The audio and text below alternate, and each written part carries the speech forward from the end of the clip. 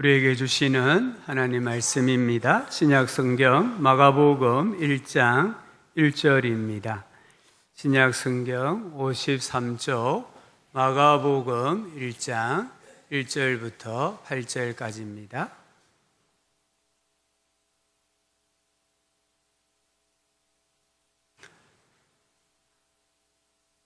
한절씩 교도가에 읽겠습니다. 하나님의 아들 예수 그리스도의 복음의 시작이라.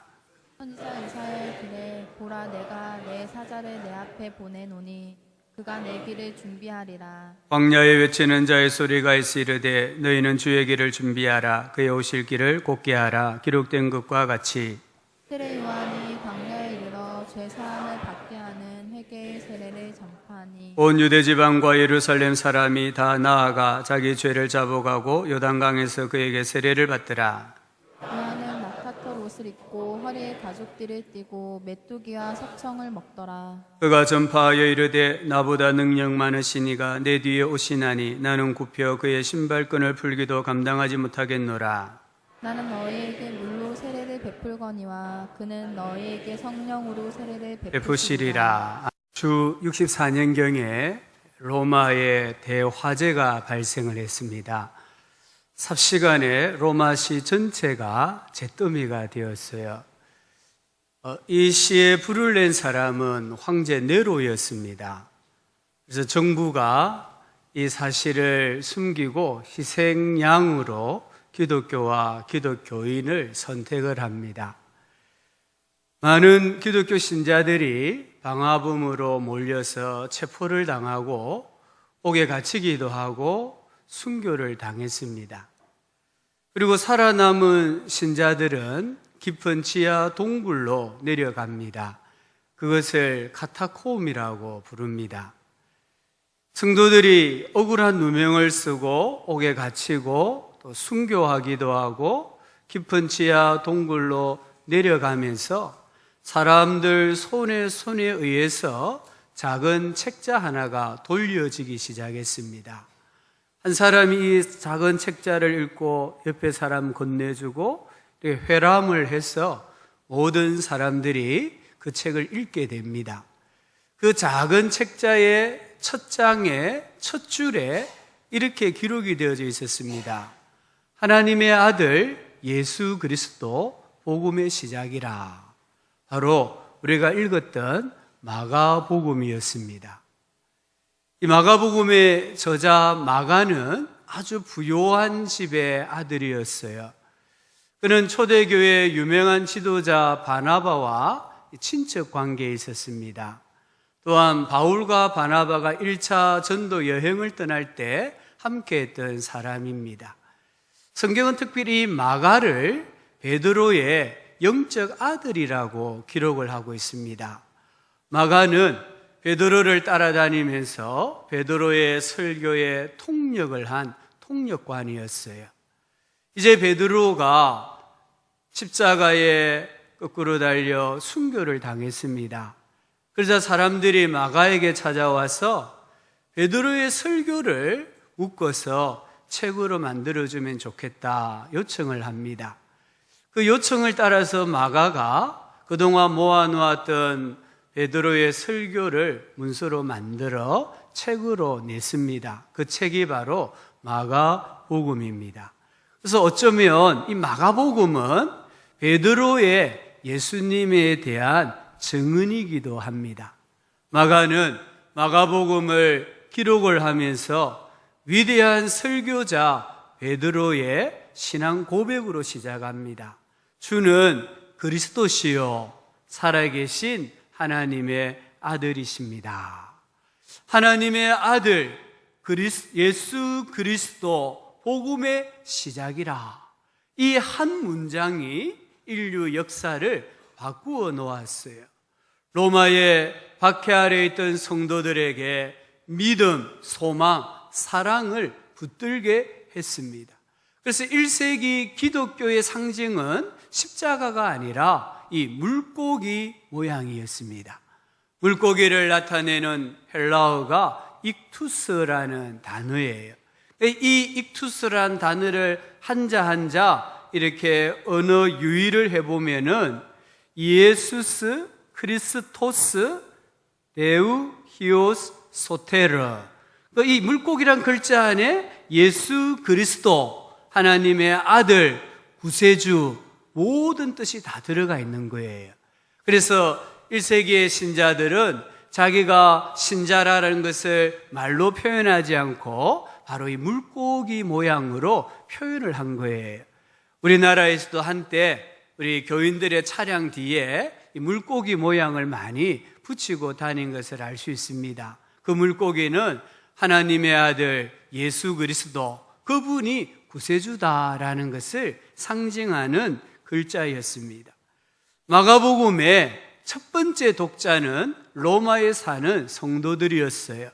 이 성도들은 지금 로마 제국의 극심한 박해를 받고 있었습니다. 이들에게 예수님을 하나님의 종으로 소개를 합니다. 인간을 구원하기 위해 자신을 희생하여 일하시는 하나님의 종, 고난받는 종의 모습을 강조를 하고 있습니다. 그래서 이 마가복음의 별명은 소복음입니다. 소처럼 섬기시는 예수님을 나타내고 있습니다. 하나님의 아들이신 예수님께서 고난을 받으셨어요. 그러나 그 고난을 이기고 승리하셨습니다. 성도들도 세상에서 고난을 당합니다. 그러나 하나님의 아들 예수 그리스도를 믿는 자는 승리한다는 것을 가르쳐 주고 있습니다. 예수님과 고난받고 있는 성도들을 동일시하고 있습니다. 그래서 고난 중에 있는 성도들을 위로하고 격려하고 이 하나님의 아들 예수 그리스도가 우리로 하여금 고난 가운데 승리하게 해주실 것을 믿으라고 지금 말씀을 하고 있는 거예요. 인류의 역사가 얼마나 되었는지는 아무도 정확하게 모릅니다. 하지만 인류 역사의 가장 위대한 순간이 두 번 있었습니다. 첫 번째는 창세기 1장 1절입니다. 태초에 하나님이 천지를 창조하시니라. 하나님께서 천지 만물을 창조하셨다라고 선언을 하고 있습니다. 이 말씀을 믿느냐 안 믿느냐가 그 사람의 인생의 질을 결정을 짓는 겁니다. 내 인생은 우연인가? 내 인생은 어떤 운이나 재수 이런 것에 의해 움직여지고 있는가? 아니면 하나님께서 나를 지으셨기 때문에 하나님이 내 인생의 작은 부분도 간섭하시고 선한 목적을 가지고 이끌어 가시는가? 그것을 결정을 짓습니다. 두 번째는 우리가 읽었던 마가복음 1장 1절입니다. 하나님의 아들 예수 그리스도 복음의 시작이라.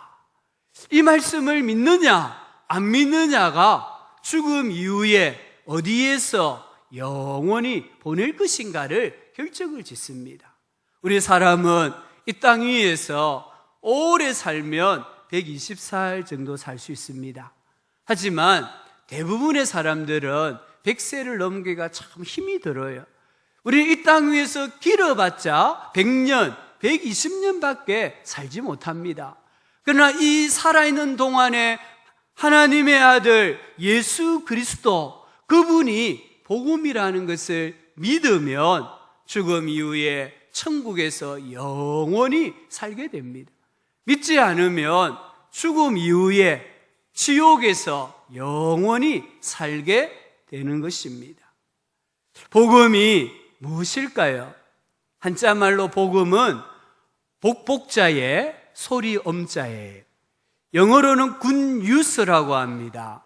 아이를 낳지 못하는 여성에게 아이를 낳을 수 있게 되었다라는 말은 복된 소리입니다. 청년들에게 입사 시험에 합격했다라는 통지서는 기쁜 소리입니다. 물에 빠진 사람에게 배가 지금 오고 있다, 구조선이 오고 있다라는 소식은 복된 소리입니다. 언제 죽을지 모르는 사형수에게 복된 소리는 특별 사면되었다라는 소리입니다. 이처럼 복된 소리, 기쁜 소리가 복음입니다.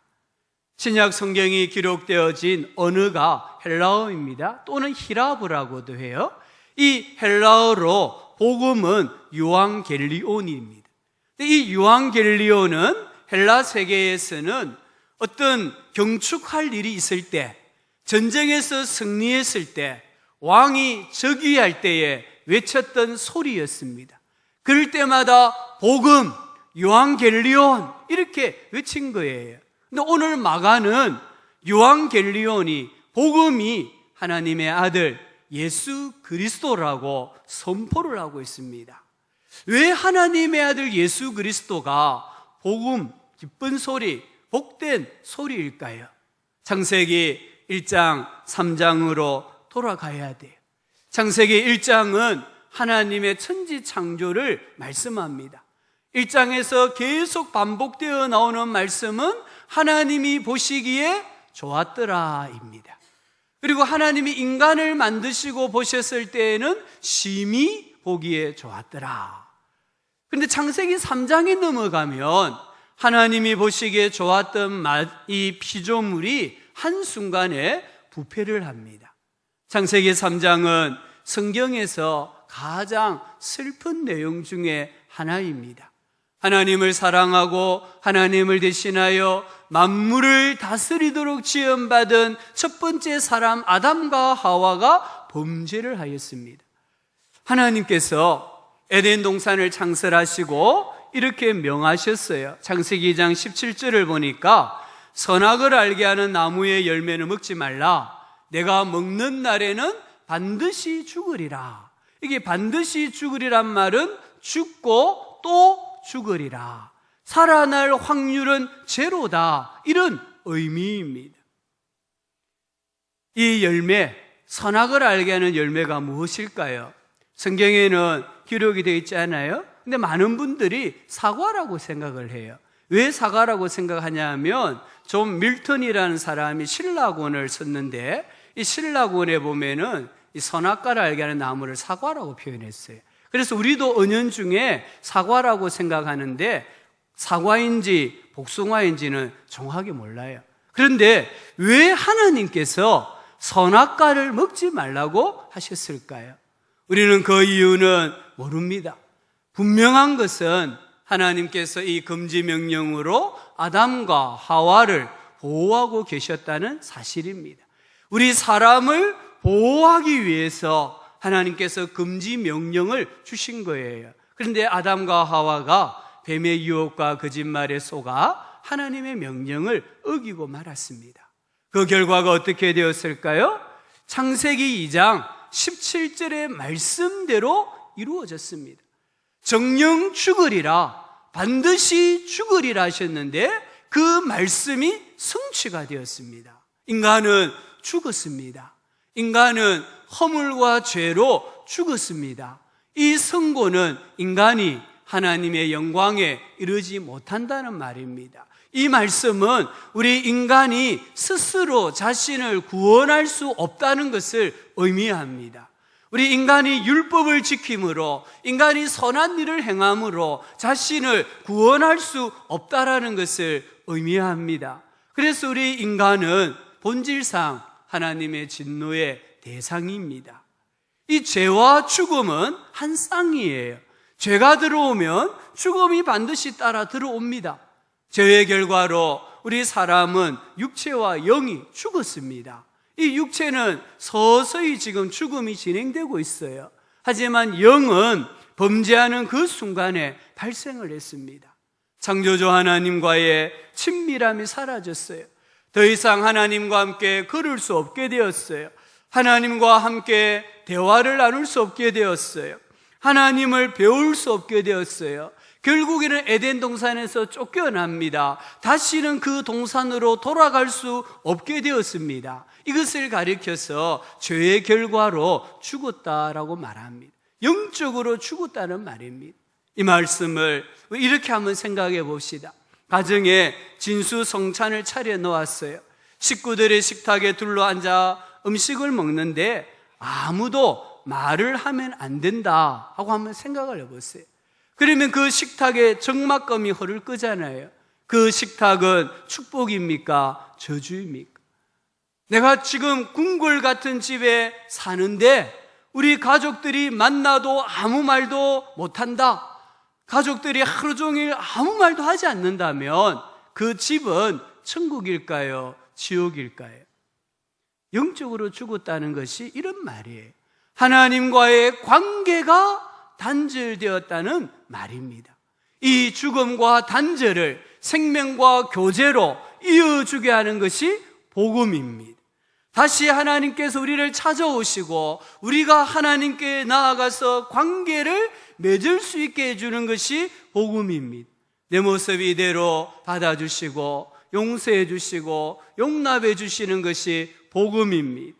그 복음이 누구에게서 시작이 되었느냐? 예수님이라는 거예요. 예수님은 그리스도입니다. 그분은 하나님의 아들입니다. 예수님으로 인해 인간이 하나님과 화목하게 되었습니다. 사람과 사람 사이에 화목하게 되었습니다. 예수님으로 인하여 우리는 하나님께 담대히 나아갈 수 있는 길이 열렸습니다. 그래서 마가는 하나님의 아들 예수 그리스도, 그분이 복음이다라고 공표를 하고 있습니다. 마가는 인간의 생사를 주관하는 이는 황제가 아니라 예수님이라고 선언합니다. 황제가 인간의 구원자가 아니라 예수님이 구원자라고 말합니다. 로마의 영웅이나 철학자들이나 위대한 장군들이 하나님의 아들이 아니라 예수님이 하나님의 아들이라고 선언하고 있습니다. 지금 마가는 고난 가운데 있는 성도들에게 예수님이 주님이시다, 예수님이 구세주이시다, 예수님이 전능하신 하나님이시다라고 선언을 하고 있습니다. 이 믿음의 고백이 성도들로 하여금 세상의 고난을 이기게 해주는 줄 믿습니다. 이 믿음의 고백이 우리들로 하여금 구원의 확신을 주고 인도의 확신과 승리의 확신을 주는 줄 믿습니다.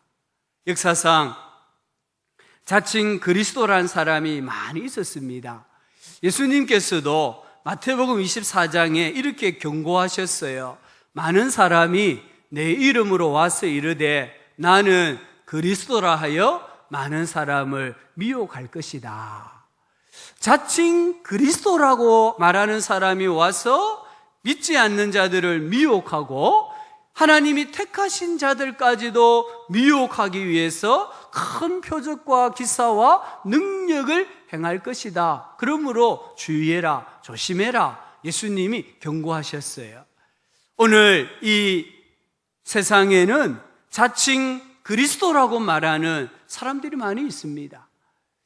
그러면 누가 진짜 그리스도일까요? 우리가 어떻게 이 사람이 진짜 그리스도인가, 가짜 그리스도인가를 알 수 있을까요? 성경을 정리해 보면 진짜 그리스도가 되려고 하면 7가지 자격을 갖춰야 됩니다. 첫 번째는 여자의 후손이어야 합니다. 이 세상의 모든 남자는 다 남자의 후손입니다. 여자의 후손으로 태어나려면 성령으로 잉태되어야 해요.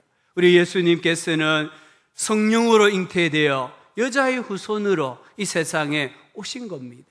두 번째는 유다 족속 다윗의 자손 중에서 태어나야 했습니다. 예수님은 육신적으로 다윗의 자손으로 이 세상에 오셨어요. 태어나는 장소는 베들레헴이어야 합니다.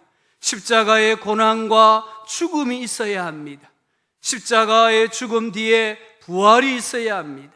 승천이 있어야 합니다. 재림의 주로 다시 오셔야 합니다. 이 7가지 조건을 충족시키시는 분은 예수님 한 분밖에 없습니다. 예수님만이 유일한 복음입니다. 예수님만이 하나님의 아들이십니다.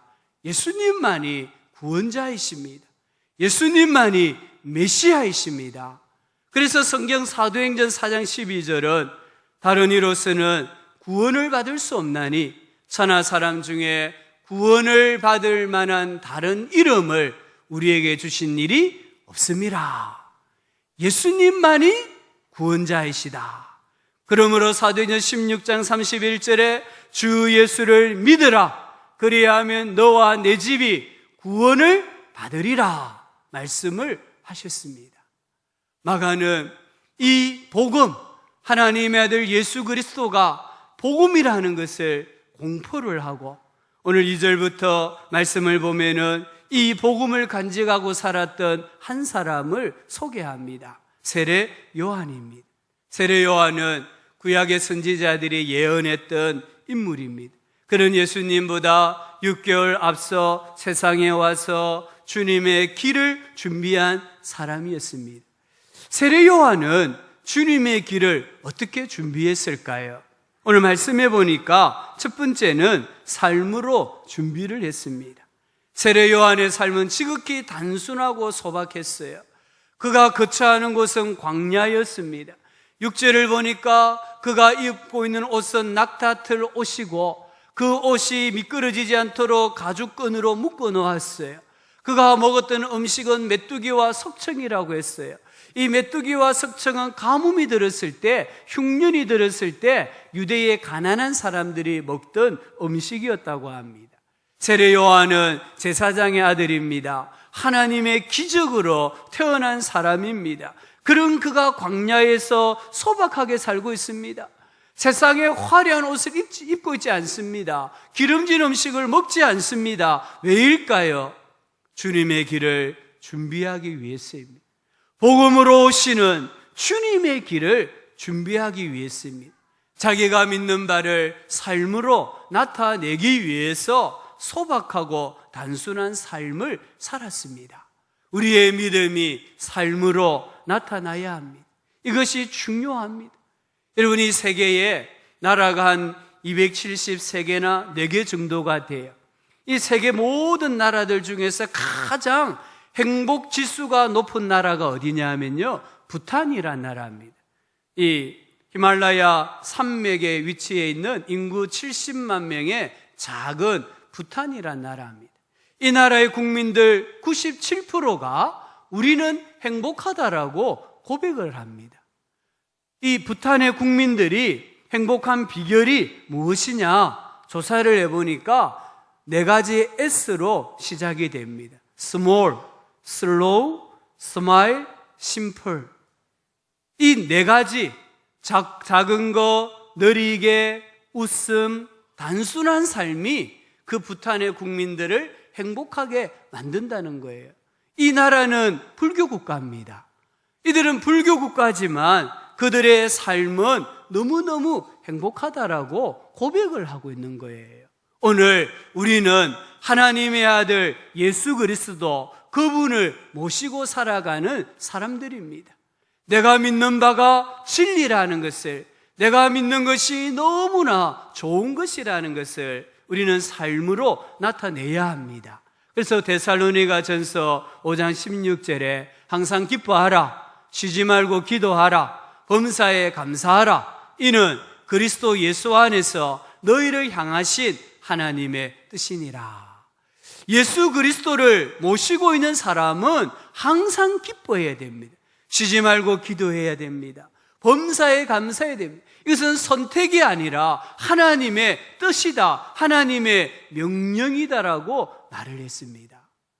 베드로전서 3장 3절과 4절에는 너희의 단장은 머리를 꾸미고 금을 차고 아름다운 옷을 입는 외모로 하지 말고 오직 마음에 숨은 사람을 온유하고 안정한 심령에 썩지 아니할 것으로 하라. 이는 하나님 앞에 값진 것이니라.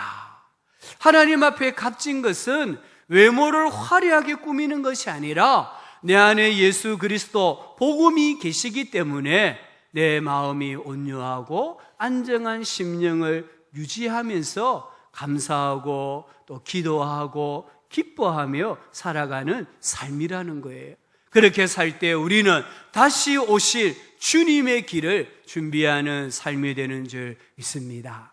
두 번째는 오늘 성경을 보니까 겸손하게 행동했습니다. 7절과 8절 한번 다시 보시기를 바랍니다. 그가 전파하여 이르되 나보다 능력 많으시니가 내 뒤에 오시나니 나는 굽혀 그의 신발끈을 풀기도 감당하지 못하겠노라. 나는 너희에게 물로 세례를 베풀었거니와 그는 너희에게 성령으로 세례를 베푸시리라.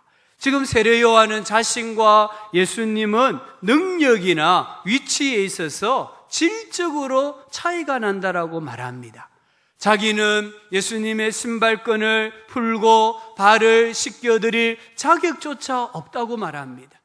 당시 고대 근동의 풍습은 주인이 또는 아주 귀중한 손님이 집안에 들어오면 신발을 벗겨서 발을 씻어 주었어요. 그 일은 가장 비천한 노예가 하는 일이었어요. 근데 지금 세례 요한은 자기는 예수님의 그 신발끈도 풀 수 없다. 나는 그 끈을 풀 수 있는 능력도 없다. 자격도 없다. 나는 모든 노예들보다 더 낮은 노예와 같다. 이렇게 고백을 하고 있습니다.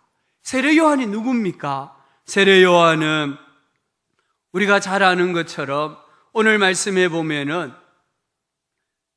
5절에 보면 온 유대 지방과 예루살렘 사람이 다 나와서 자기 죄를 자복하고 그에게 세례를 받았습니다. 세례 요한의知名도는 전국적인知名도입니다. 예수님께서는 세례 요한을 여자가 낳은 자 중에 가장 큰 자라고 하셨습니다. 정말로 무리들은 세례 요한이 메시아가 아닌가 그렇게 생각할 정도였습니다. 그를 따르는 제자들도 있었습니다. 심지어 헤로드 왕 앞에서 왕의 잘못을 책망할 정도로 믿음의 담대함도 있었습니다. 하지만 세례 요한은 자신은 예수님의 신발끈조차 풀기에도 부족한 사람이다라고 고백하고 있습니다. 예수님 앞에서 자신은 가장 낮은 노예보다 더 낮은 자라고 고백하고 있습니다.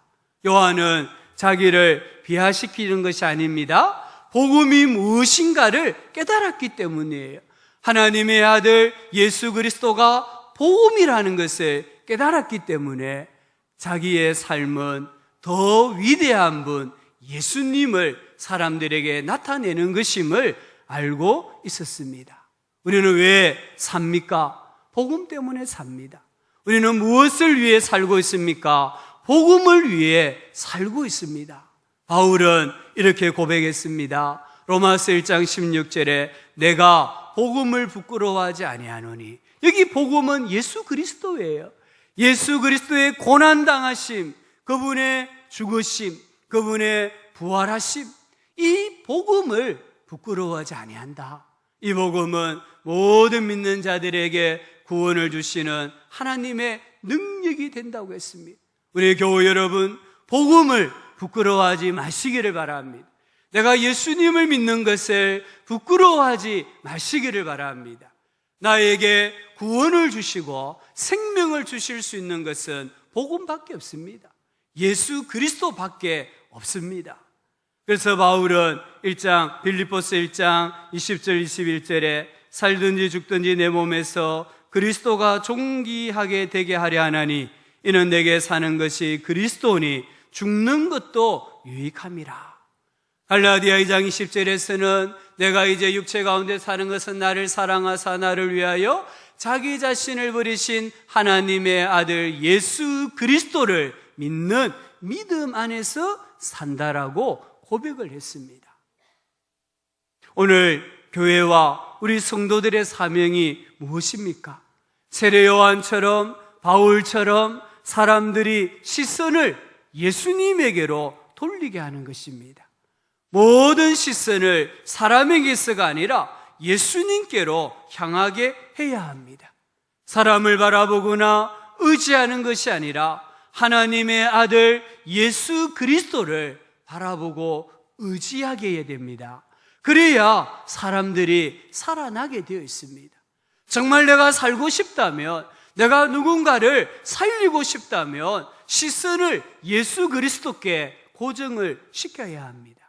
오늘 이 시대도 여전히 하나님의 아들 예수 그리스도가 복음이라는 것을 믿는다면 우리는 세상 사람들의 시선을 예수님에게로 고정시키는 사역을 해야 합니다. 미국의 명문대학을 졸업한 5명의 젊은들이 있었습니다. 이들은 신혼여행도 포기하고 에콰도르라는 나라에 선교하러 갔습니다. 아내들을 고국에 남겨놓은 채 경비행기를 타고 그들은 단 한 명의 기독교인도 없는 아우카 인디언 마을로 떠났다고 합니다. 1956년 1월 2일 5명의 선교사 중에 피터 선교사가 아내에게 긴급 무전을 쳤습니다. 흥분한 인디언들이 몰려오고 있다. 기도해달라. 그 후에 연락이 끊겼습니다. 이튿날 구조대원들과 가족들이 현장에 도착했을 때에 5명의 선교사들은 싸늘한 시체로 변해 있었습니다. 인디언들에게 살해를 당한 것입니다. 그 나라의 에콰도르 그 나라에 도착하자마자 살해를 당한 거예요. 20대 선교사 부인들이 남편의 그 죽음 앞에서 울부짖습니다. 그리고 한 가지 다짐을 합니다. 남편들이 이루지 못한 과업을 우리가 완수하자. 그리고 이 아내들은 아우카 마을로 이사를 합니다. 그리고 복음을 전합니다. 40년이 지났을 때에 그 마을은 복음의 땅으로 변했습니다. 선교사를 죽였던 5명의 인디언 중에 4명이 목사가 되었습니다.